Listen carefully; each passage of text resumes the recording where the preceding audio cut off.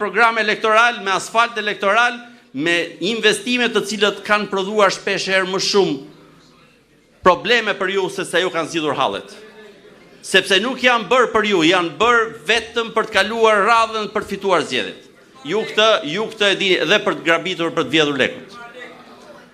Përmbytje brenda një viti, 4 herë përmbytje e kësaj zone, po edhe gjithë qytetit Durrësit, ka vetëm një arsye, dorën e njeriu, dorën e Edi Ramës, kryetares bashkisë dhe të gjithë atyre asaj bande bashki buzukësh që nuk kanë lënë para pa vjedhur në 25, tashmë pothuajse 26 vite që qeverisin qytetin e Durrësit.